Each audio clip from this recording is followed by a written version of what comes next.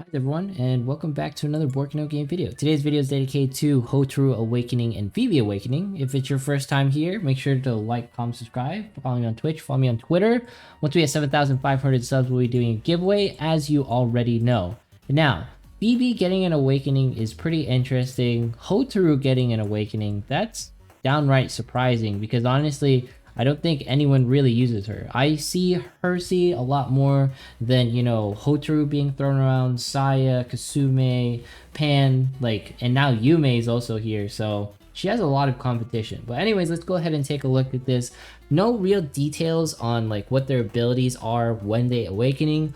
All I know is that when a character awakens, they pretty much get higher stats. If you want more details on how awakening works and what do you require to awaken, I'll pretty much link the video at the end and in the description of my awakening. Pretty much you need roughly 7 copies of the character outside of the initial 4 or 5 in order to just get them to 6-star, and then you need intimacy level 10 to keep things short. Now, a couple of things. Hotaru is extremely powerful under the correct RNG settings. She can pretty much special and cast her column attack as many times as possible. If this awakening somehow affects her special, she could be an absolute threat, because her just spamming her special is just a crazy thought, right?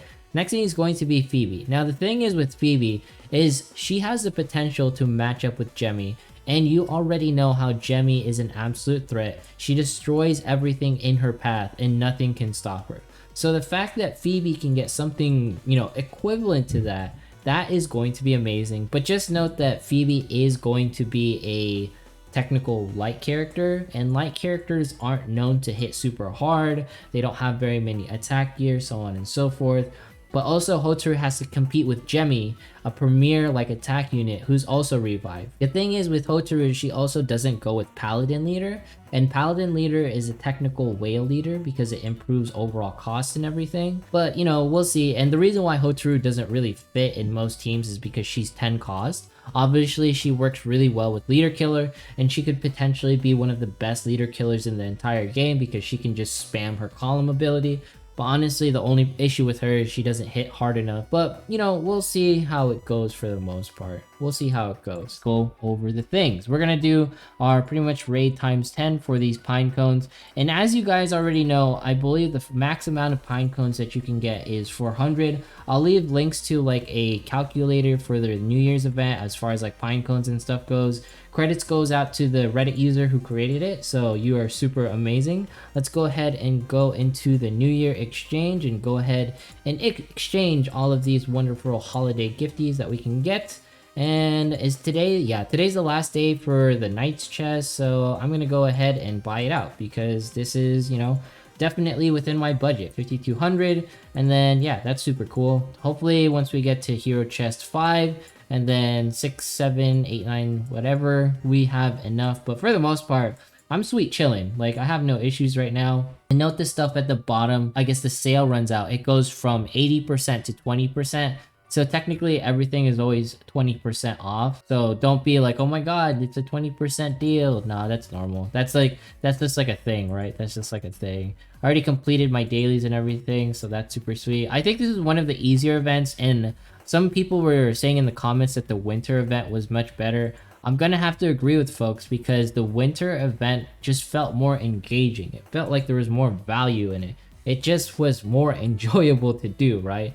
Hopefully they bring the winter event or some sort of similar event to the winter event, and they keep, putting out that kind of content. Because the thing is with the winter event, it provided a way to actually grind the game. And most gacha players do like grinding out their gachas.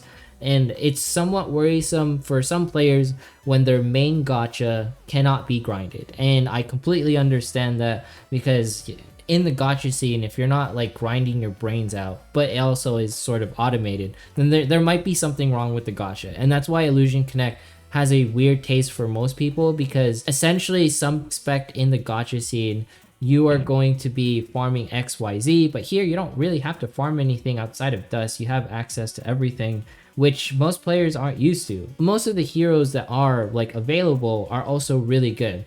Now, they still need to put Hachishiki into the normal banner, and I'm sure she will eventually go into the normal banner. as we flow through the game, but I think they want to give, you know, all the battle pass characters like their due highlight, as in they want them to seem more valuable, and then over time they'll put them in the normal banners. So if you're worried if Hachishiki will never go into the normal banners, it'll take some time, but I really think that she's going to be added in the near future.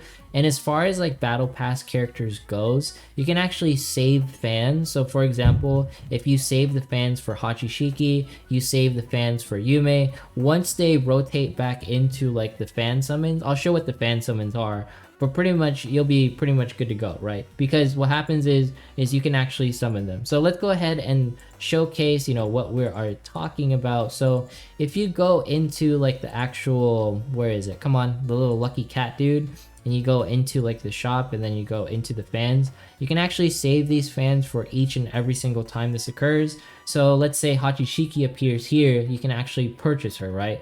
So note that you don't have to purchase like, you know, Yume, Hersey, and Vivian. You can just save your fans and they'll roll over. The thing is with the bells do not roll over. And yeah, that's pretty much why these battle pass is like somewhat free to play friendly, because you can save those. All right, let's go ahead and go into the arena and just go over some, you know, Dream Arena, just kind of hang out and talk. And how are you guys doing this holiday season? I'm moving about, doing all the things, and I'm Sawyer's like whatever. But yeah, that's news on me. Come on, don't lag on me. Don't do this. All right, we're just fast challenging everyone. We're gonna try and hit like Master, I guess. I've never hit King. I don't think I will ever hit King, just because like I don't have Nafir.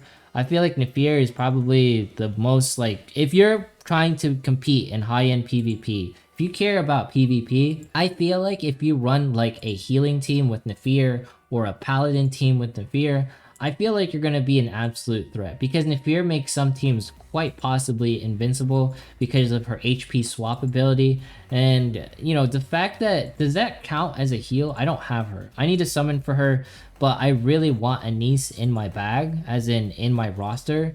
But I feel like Nafir might be the better of the two. We'll see, because RNG characters like pretty much Anise, they always don't work out. What happens is their abilities are super busted, but you never proc the correct ability when you need it. So it ends up looking like Anise is pretty much just a waste, which, you know, in some case that's true, because you're like, hey, I need this half energy thing, and next thing you go invincible, and you're like, well, I didn't need that, but okay, thanks Anise. We'll pretty much see. And not to mention, summon characters, they don't really have the best gear.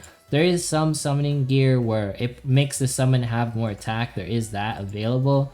But, you know, well, my only worry is that when the Mimic does appear, he dies instantly. And I don't want that to happen, because that's what happens with most of the summons within the game. They appear and they insta-die, and I'm just like, well, what's the point of that? Because I'd rather have like Gagaku summons. Well, at least when they die, they deal some damage. Well, Ashwaya summons like technically do that now, but honestly, Gagaku is still my favorite summon, just because she seems the most effective.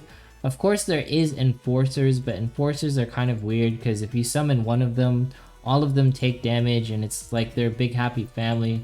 I just get weirded out by it, because like I don't want like the main character to be damaged, even if her, you know, the damage she receives is like taken by a third. Let's go ahead. Oh, I guess am I not able to do that? Well, that sucks. We're just going through arena here, and the next character that I'm going to be building is Rotanya, unless I get Anise out of nowhere. Thing is Nafir is so necessary, because sort comp is like prevalent everywhere. And also, thanks for pointing out that comment on the Arcana thing when I was doing it the other day. The only reason why I didn't pick Nina and Victoria, I just didn't see it. I completely glossed over it. When I'm making these videos and I'm just like going through the motions, so to speak, I want to keep my voice and the quality of the video as clear as possible. And most of the time I'm rushing my thinking. Only time I can like clearly sort out my thoughts is within doing arena. Process of video making and everything within gacha is like, you say one thing and then people are like, you said a thing, it was a bad thing. Like in Illusion Connect, if I say like, I don't know, Angela is the best tank, and people will just like light a fire under my ass. Watch, I said Angela is like the best tank, and I bet folks are gonna get a little bit hangry. I'm gonna go ahead and retreat here, because I don't want to fight them for the most part. Well, because they don't have Nafir, they don't bring anything interesting. We have like the same HP and everything. And yeah, I don't really find... usually you can get around these fights just by changing up your lineup a little bit, and things will pretty much go better. Honestly, I'm still trying to figure out like Miracle, like specifically the last one, like the Dream Theater one. I'll probably work on Flowing Sakura. Honestly, I don't think there's a free-to-play way to challenge Flowing Sakura, because I was using Hachishiki, Kasume, and like all these characters that you just can't get like unless you like whale a bit. But you know, it's one of those things, like this is locked behind mostly limited characters. Hopefully they free it up in the future. But anyways, that's it for today's video. Make sure to like, comment, subscribe, follow me on Twitch, follow me on Twitter, and I will see you in the next one.